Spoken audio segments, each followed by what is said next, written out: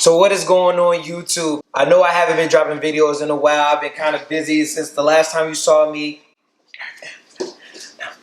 The last time you saw me, I was getting keys to my new place here in Alpharetta. And honestly, I got kind of lazy. But now I am back. I am ready. I am focused to bring more videos to you. And I hope you enjoyed them. I can tell you more about the process of me moving down here later in future videos. But for now, let's get to it.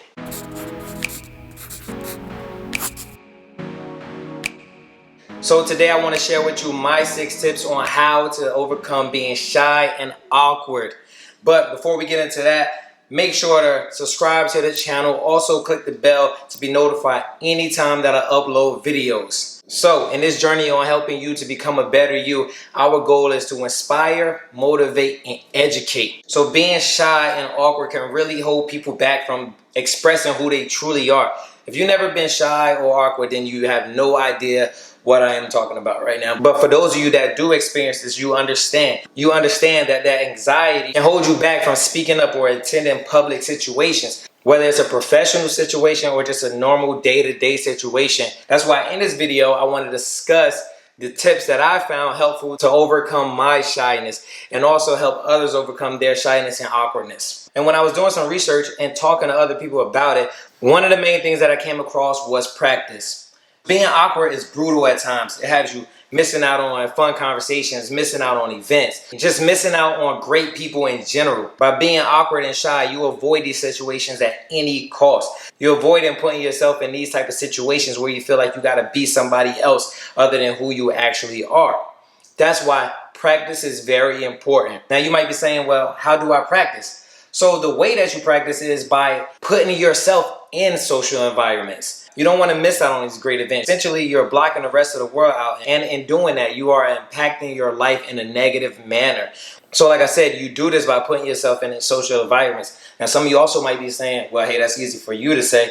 But actually, it's not. I used to try to avoid large gatherings, and I didn't want anybody to talk to me. I used to sit over to the side and just go through my day. The more that you put yourself in these social environments, it becomes easier to communicate with other people and enjoy those events or those gatherings or anything else that you might want to do with other people. And you know, they always say practice makes perfect. That is not just a cliche, but that is a known fact. The more you practice something, the better you become at it. And I get it. Social environments can be intimidating at times. That's what brings me to my next tip. Join a friend. The way you practice any social environments, if you're not comfortable going there by yourself, you go with somebody, you tag along with somebody, or you bring somebody to an event that you might want to attend. We all have that one friend that'll speak to anybody, anytime, anywhere. And they also are real great with small talk. I have a cousin named Miles, and he will talk about anything. He knows how to talk about anything. You can be attending an event where you're talking about planting seeds. And next thing you know,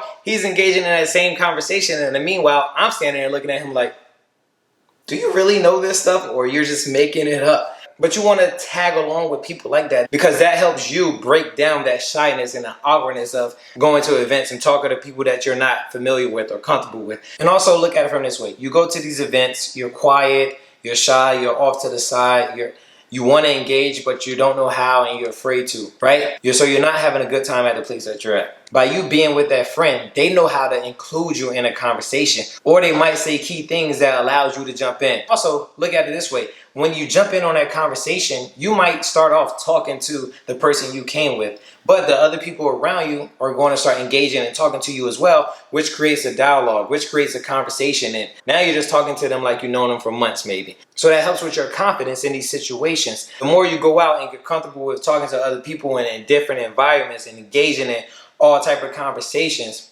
you begin to break away that shyness. You can begin to chip it off, block by block, chip by chip, right? So now you don't have to necessarily bring your friend. You don't need a crutch anymore to lean on when you're confident enough to have these conversations. All right, so let's look at it like this. You paid attention to my first 2 tips. Practice and join a friend, right? Say you did those things and it still didn't work it out. This is when I would say pretend. I know that sounds a little strange at first, right? But if you actually think about it, pretending can help you get to where you need to be. You know, they say fake it till you make it. Personally, I like to think the pretend part might be the simplest step, right? So when I was in the Marine Corps, I had this Sergeant Jones to be exact. One day he said, false motivation is better than no motivation. And I thought about it. And I was like, is that the truth? Like, how can that even be? So as I started to analyze that, I understand it. So when you're falsely motivated about something, or you're pretending to enjoy something that you aren't enjoying, there comes a time in that situation where you actually become happier and you actually start to enjoy the things you do. No, it might not be the case in all situations, but from what I have learned in these social environments, pretending actually works, because eventually your attitude will change. And you might be saying, okay, pretending what? So the thing that you need to pretend to do is pretend that you already have these social skills, whether that means to smile a little bit more, greet people a little more, make eye contact more than you've been making in the past. Do those type of things, because eventually you'll feel better about yourself and you'll feel better about the environment that you're in. So pretending, acting as if, doing this makes that social environment, that social gathering a lot easier on you. Also, keep in mind that I'm just a normal person that's sharing tips that works for me and hopes that they can help you in this process. Also, one of my most important tips would be to stop undermining your personality. That whole "I can't help it, this is the way I am" spill does not work. Stop downplaying yourself. You are a great individual. You just have to express it with others. You have to show others who you are. Let other people see your great personality. When people see how great of a person you are, the more they want to be around you, the more they talk about you, the more they enjoy your company. So stop undermining your personality. Think about it. You aren't shy with your friends. And I know you might say, well, these are people I've known forever, people I grew up with. But sometimes you really just met this person in school. Sometimes, you might have met this person through another person. Think about how you weren't shy when meeting this person, whether it was tagging along with somebody else or whatever. Just think about it. When you're engaging in a conversation with this person, you're excited, you're passionate about the things that you're talking about. You don't mind expressing yourself. So stop cutting off that part of you when you're trying to talk to other people. So before you start to put your personality in a box, stop telling yourself that you're shy. Stop telling yourself that you're awkward. You're already setting yourself up for failure. You're already telling yourself you're not willing to engage in this conversation. You're not willing to be who you are around this group of people. You are not willing to step outside of your comfort zone and talk to these people. It's not even stepping outside of your comfort zone. It's being who you are, being yourself. I can't stress this enough. I met a lot of people that were shy at one point, and then all of a sudden, you start having conversations with them. You're like, dang, this really is a great person. Show your personality. Let people see who you are. There are people waiting to meet the true you. So stop undermining your personality. Now, another thing that I found easy to do when you're in these type of situations is to focus on the other person. Focus on them. The more attention you put on them, the less of the attention is on you. It's a weird trick of the more you engage in their conversation, the more comfortable you become, right? The way to do this is just by piggybacking off of their conversation. In general, people just love talking about themselves. So just hit them with follow-up questions like, oh, really? How did you do that? That sounds like fun. Where did you go? Can you send me the link? How many times have you done that? Those type of questions help the conversation move on and grow. And then that whole time, you're not talking about yourself. This is almost like a cheat code. It's a great tip on how to make a great first impression, if that makes any sense. Without you even saying much, the other person is already thinking you're a great person. They're already admiring who you are, and you haven't even said much. You're just feeding off of their conversations, feeding off of their topics. Now, the last thing I would say, and probably the most important thing I would say, is don't apologize.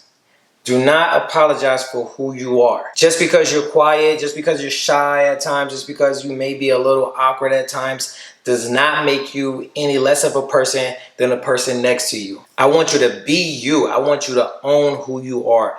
Own everything about you. Because if you allow others to dictate who you are and how you should behave in certain situations, you are going to go crazy trying to please other people. I know that anxiety, it overtakes you at times, and it feels like the window of opportunity of talking to other people may be closing, but that is not true. All you have to do, like I said, is practice. And if you apply some of these tips, this is going to help you get to the next stage in life.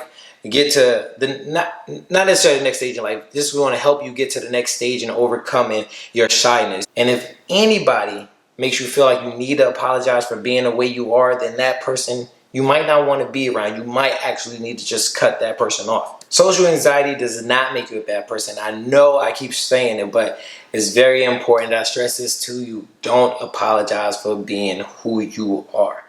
But before we get out of here, question of the day. What is your number one tip when it comes to helping people overcome shyness or awkwardness? Let me know in the comment section below. Also, if you have any topics that you would like to see me discuss in the future, please feel free to drop those down there as well. Make sure you hit the like button if you enjoyed this video. Remember to subscribe to the channel. Click the bell to be notified anytime that I upload videos, because our goal is to inspire, motivate, and educate, and helping others on a journey to be a better you.